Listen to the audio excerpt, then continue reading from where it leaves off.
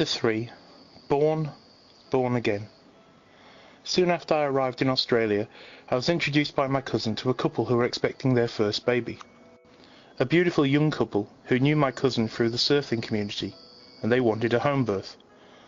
I had already been proclaimed as being someone who could facilitate this for them, as I was attending home births in the UK as part of a caseload. Of course, I was delighted to be considered for something that was so well catered for by the English maternity care system, but I was a little taken aback when I discovered the lack of support and consideration for this in Australia. I was further concerned as the couple were already 8.5 months into their personal parenting journey. I met Saffron and Jonah at a coffee shop. They were a beautiful couple, a poster advert for Bohemia, sumptuously clean, fresh and bright. Crochet crop top and hemp fishing panted youthfulness that greeted with hugs and warm touches, gentle soft words, and I was hooked on the idea of being their midwife. Saffron was a pearlescent rose-budded Caucasian that wore a tan of summer beach exposure, and Jonah had Malaysian and Sri Lankan influenced colour. Jonah was petite in comparison to the tall statuesque figure of his partner. There was much to discuss and share, as we had not followed the usual routine that I had become accustomed to in my experience of home birth in the UK. They instructed me as to their antenatal care that they had received from the local hospital and their GP, and their uncomplicated path was reassuring to me, as was their countenance. They were wide-eyed, excited, and full of openness to the situation and suggestions for their consideration. They embraced the opportunity to birth at Saffron's home, a home that she had shared with her mother and 4 siblings of descending age. They were beyond excitement and enthusiasm. They were expectant of their joy, their commitment and responsibility, and it was infectious. When booking home births, it had become customary and essential to expose couples to potential complications, risks, and other cautionary information to ensure that their decision to have a baby at home was truly an informed one, and not simply a blinkered, ignorant whim. Contrary to the common publicised view of home birthing couples, it is a calculation, a consideration, and an acceptance of risk against benefit that is a factor of all births, irrespective of the location, plan or method.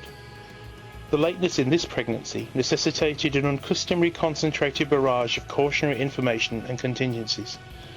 Saffron and Jonah glanced at each other with each potential complication, smiled, squeezed hands in reassuring unison, and nodded in acceptance.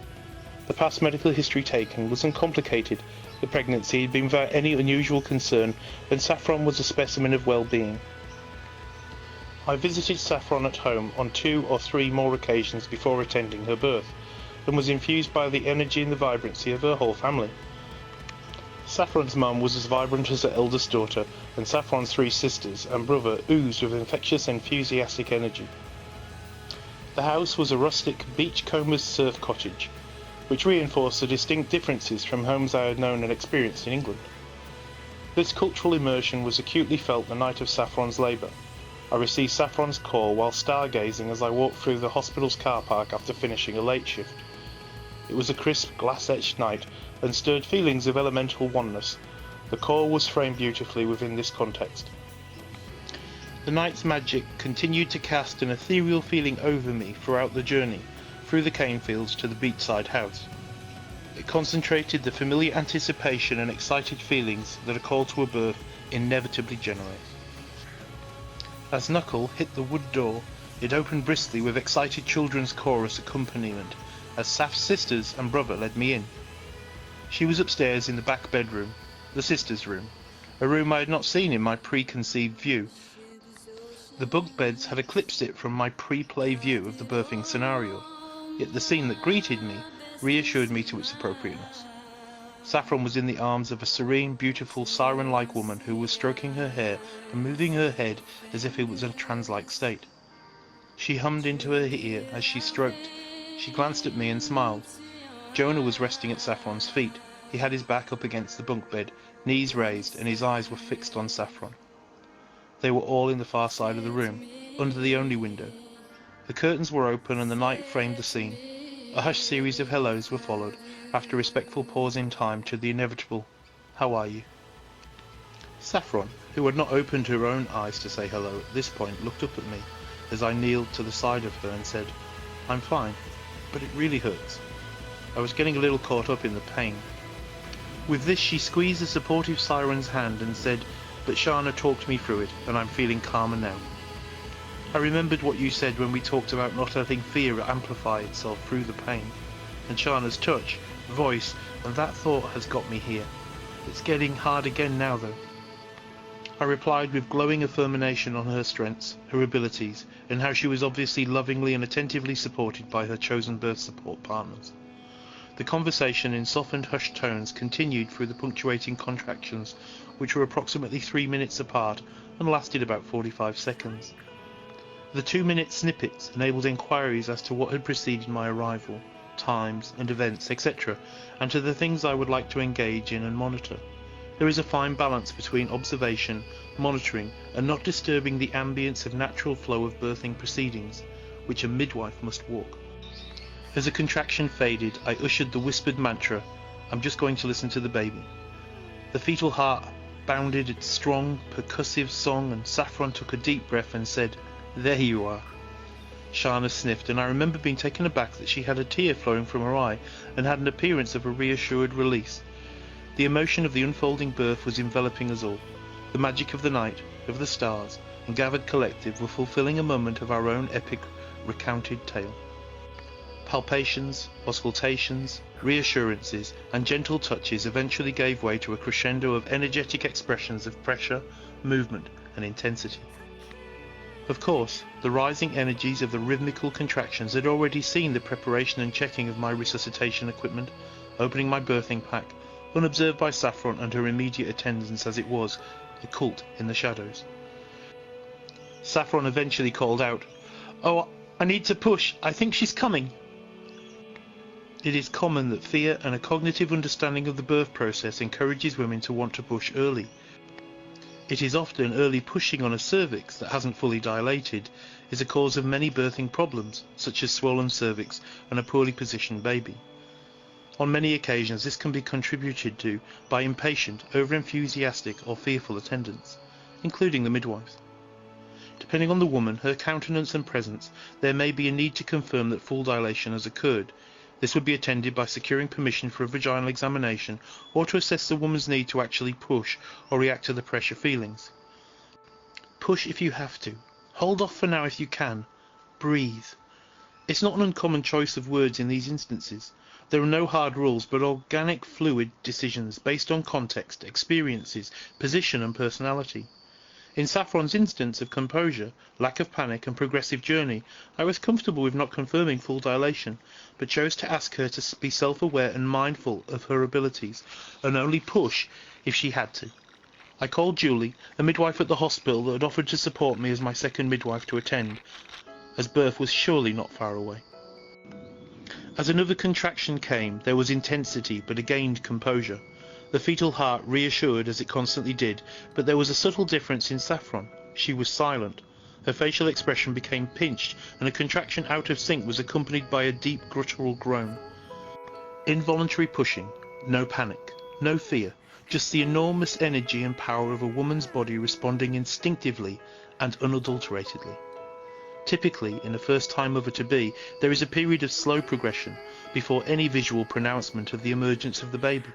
But Saffron pushed, and the baby's head already caused the lips of her vagina to gape at the height of the contraction. 2 or more contractions saw the vagina talk to us more and pronounce that the baby was coming without any hesitation or difficulty. The auscultations reassured with each contraction, and was in hushed whisper fed back to Saffron's focused self. Her eyes closed, fully prepared, composed and poised. Excitement was an undercurrent, amplified anticipation seen by rapid glances between Jonah, the siren and myself, but also the arrival of Saf's mother into the half-open doorway behind me. Glancing as she was on the verge of another world, a world of candlelight, oils and creative rhythm as her granddaughter was on the verge of new life. 2 or more contractions and she was on the verge of crowning. Saffron instinctively adjusted her position, and the shadow-like scaffold of the siren facilitated this by her own adjustments. Jonah came closer to me, and his attention of Saffron now honed in on the pinnacle of this moment. The head eased past, the expulsive kiss, and sat but for a short moment. This coupled contraction was more than the announcement, but was the arrival itself. As my hands moved to cradle the head, they met Jonah's hands instinctively moving to greet his daughter, and they backed away just slightly so as to allow his hands to encourage this greeting. A nod from myself, and the endeavour was seamlessly undertaken. As the daughter came into his hands, he sniffed as tears began to fall. His hands, in turn, were met by Saffron's, whose eyes were open and was reaching to greet her own daughter. This united parental embrace saw the emergence of a lively baby brought to her mother's waiting chest. The siren sang a song of emotional release, a volcanic explosion of inner, passionate energy. Saffron was calm, her energies were spent searching for features, breathing, to know.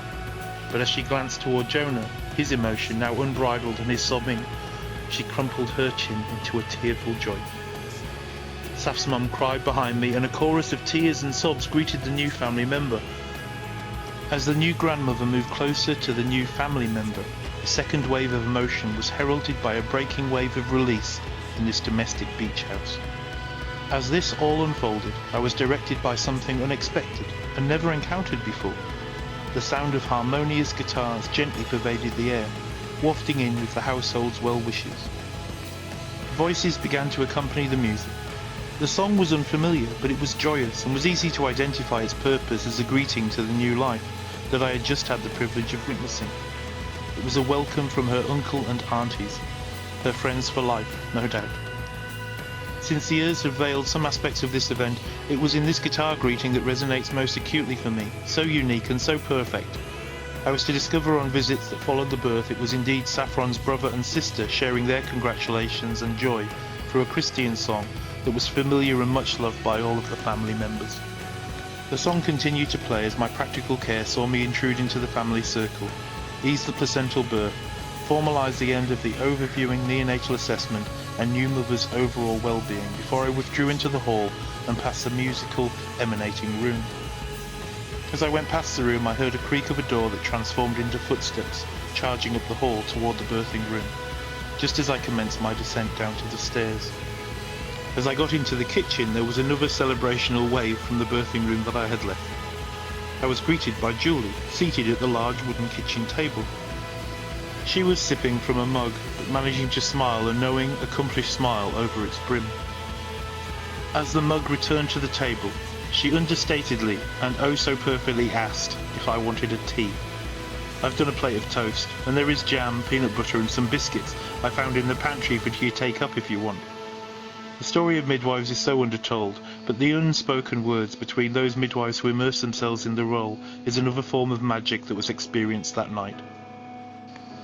Julie and I sat there for a few minutes before any solicitation of recount or inquiry was uttered at all. Instead, we held on the essence of the night by listening to the sounds upstairs, still bestowed privilege that few outside of the family ever share. Julie left some time after my return upstairs. She left a note which simply read, "Well done." She left it on the kitchen table next to the notes I had commenced, now fresh with the addition of her witnessing time of birth.